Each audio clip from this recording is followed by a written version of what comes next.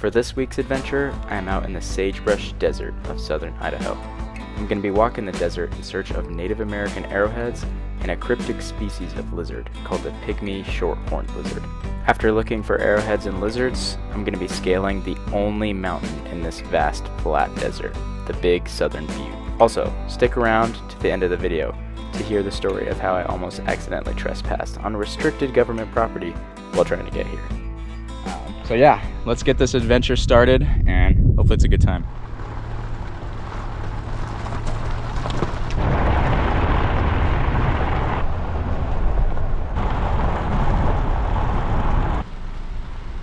Get out the way. Alright, I'm out searching for the pygmy shorthorn lizards now. And really the only trick to it is just to pick a 2-track dirt road out here and then just walk down it.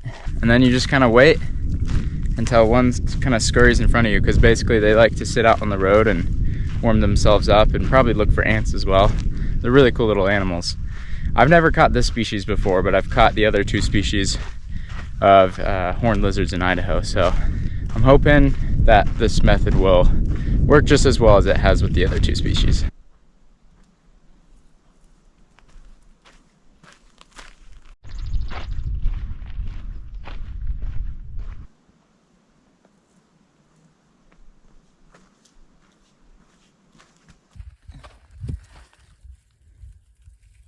All right, I've done it.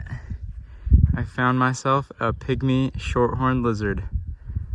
Isn't he so cute? He's so small. Just hangs on your little finger. So yeah, I'm gonna take photos of him. You can see his little spikes all over his body. They're really cool animals.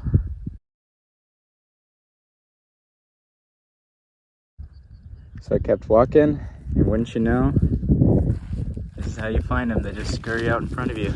Here's another one. Oh, he's got a cool little platform on his head.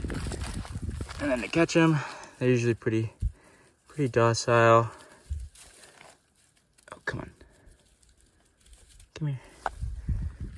And they're just so small. He's got a little black nose. Look at that. Wow. That is interesting.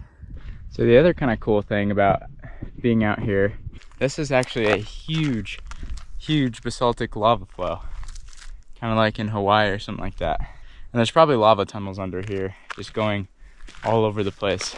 And it's kind of cool because I just found some obsidian or volcanic glass that probably had something to do with this volcanic event.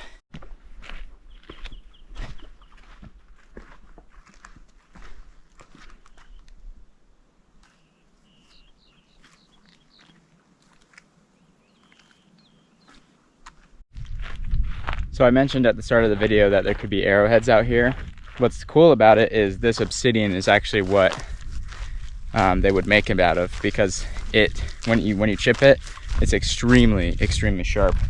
So yes, they would use this to make the arrowheads that you could hopefully see out here. So right after that I recorded that, I found the tip of an arrowhead. It was sitting on the ground right there. And you can clearly tell it's the tip of an arrowhead. Wow, that's so cool. I've never found an arrowhead before. I wish it was a full one, but this is still awesome. I'm not sure how big it would have been, but yeah, you can see the serrated edges, the point, and it would have gotten bigger back here. That's so cool. Here's a closer look with my phone because it focuses a lot better up close. You can see the point there. Yeah, wow. Still pretty sharp. Important reminder, I cannot keep this. I will not be taking this with me. You always gotta leave artifacts where you find them. So I will be setting this guy right back where I found him. Here's some more pieces I just saw sitting on the ground. These definitely don't look like arrowheads, but I wouldn't be surprised if they were pieces that were napped off of a larger chunk to make an arrowhead. So definitely gonna leave those where I found them as well. Okay, I just happened upon something very interesting. So I was walking here and I came across what I thought was like a weird rock. I saw this and I was like, "Ooh, that's a weird rock. Let me look at that." And then I picked it up and I quickly realized that this is pottery and not a rock. And it's old too. It has lichen growing on it. And there was more pieces of it. I don't know if this is an artifact, like if this is Native American pottery, but it certainly could be, because it was not an hour ago that I found that arrowhead just over there. So I immediately texted photos to my aunt, who got a degree in archaeology and she kind of knows this area. And she texted me back and she was like, "Yeah, definitely leave that where you found it. And I'm gonna send some photos to some people and we're gonna figure out what that is." So I think there is a decent chance that maybe somehow, you know, a modern piece of pottery found its way all the way out here. But I think it's also just as likely, if not way more likely, that this is some sort of, yeah, like artifact, which is really cool. And it's painted too. I don't know if you guys can see, but there's like red painting on it. I probably shouldn't touch it that much. I'm gonna put it under that bush so that if the archaeologists want to come find it, they can. Maybe it's nothing, but it's certainly a super interesting find, and I hope it is something, because that'd be really cool. As of recording this video, I have gotten a response from a BLM archaeologist, and apparently they also think it has a possibility of being a real artifact, because they said they plan on going and checking it out soon, like sending a couple people to go retrieve and document the object. I'll have to post an update on YouTube once they figure out what it is.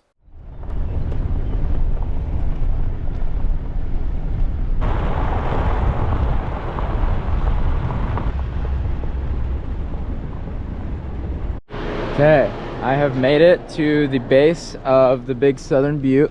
This is a big butte, but I'm hoping I can drive most of the way to the top, then I might have to walk. The sign here says it rises approximately 2,500 feet above this flat desert. I also learned that it's a volcanic dome of rhyolite, so it's not a volcano or anything. I don't think it was ever erupting, but it is volcanic, if that makes sense.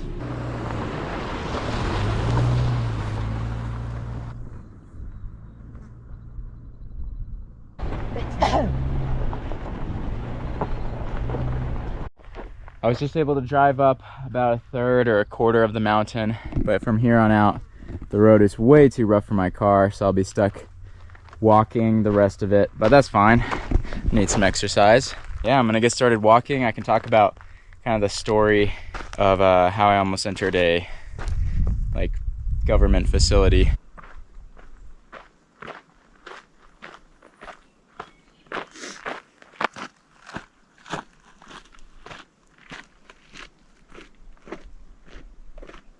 A little bit of time has passed and I just did a very, very steep mile up from where I was parked, way down past there. And now I am super high up. While I'm resting here, I'll give you guys the story real quick of what happened this morning. So I wanted to get to Big Southern Butte, and I assumed Google Maps would know the way to go, which was a dumb thing for me to assume, because I clicked on Big Southern Butte, hit directions, and I started heading here. It was like an hour drive. And on the way, I started seeing signs on the side of the road, like constantly. And I pulled over and looked at them, and it said U.S. Department of Energy, no trespassing. And I was like, oh shoot, I forgot. This is where there's a huge U.S. Department of Energy lab out there. And I guess they own a bunch of the land or something. So it's called the Idaho National Laboratory. And additionally, the first ever nuclear power plant is out here. And I'm assuming there might be another one, a newer one. So anyway, I was like, oh shoot, I'm going through this land. But I was like, it's fine, I'm on a highway. And I was on a highway. And I keep driving and driving. And eventually, I make a turn where it tells me to turn, and it's like another highway continuing, and I drive on it. And then right after that, there was a bunch of signs that were like, restricted access only, "We will use firearms," or something like that. Like I took a picture of one of them, and I was like, "What the heck?" And there wasn't a gate. There was no gate. The road just kept going. And in fact, I think it's that road out there. And but yeah, I was like, "Oh my gosh, are you gonna start shooting at me or something?" So I flipped a U-turn real quick and got out of there, and found a much more roundabout way to get here. So yeah, anyway, there's a lot of nuclear history around here, around the Big Southern Butte. And I experienced that firsthand by almost driving onto some restricted government property, which was a little scary. Anyway, that's the story, and I will keep heading up now.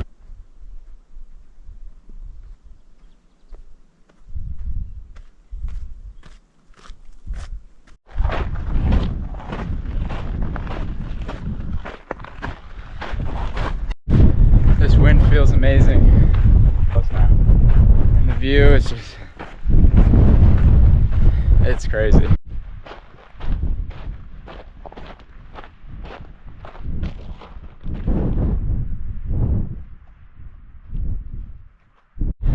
All right, just up there is the peak of Big Southern Butte.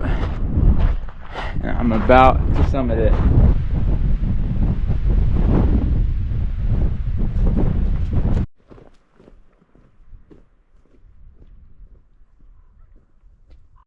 So it's pretty windy up here. I'm thinking it's always windy because these white pines are just blown this way, which is exactly the direction the wind is going right now.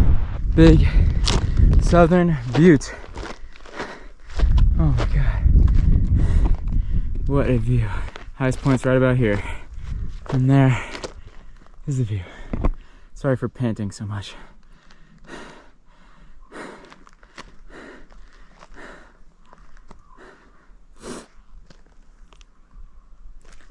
There's even snow right there.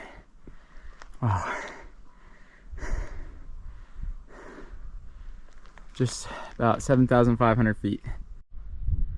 Unfortunately, it looks like the mountains to the north are kind of obscured by clouds. Not sure of all the mountain ranges I can see right now. I mean, that might be Mount Bora over there in the Lost River Range. And then I'm pretty sure those might be the Pioneer Mountains, and then the Sawtooths and White Clouds are off that way. But I just can't tell with the clouds. And then out this way, there's a bunch of other volcanic buttes out there and over here. And those are formed similarly to this one, I think. And there's another view of the laboratories I was talking about. There's actually a lot of different, like, stations of them, I guess. I don't know. Just about 2,000 feet of elevation gain. Almost 3 miles, and it took me an hour and a half. So, not bad, not great. Definitely a nice walk on the road, though. It's just, this is such a cool mountain to summit because there's just literally nothing tall around it. It's the huge Snake River Plain, and it's all flat.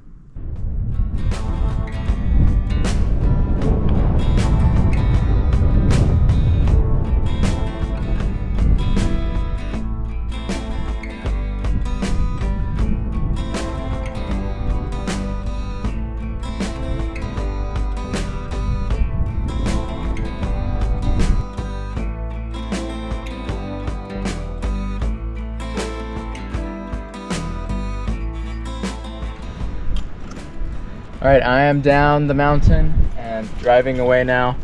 I was planning on doing some more exploring, but it's really windy and there's like a storm, very dark storm incoming. So yeah, I think that's it for me this video. And I hope you enjoyed everything in this video because I sure did. So see you later.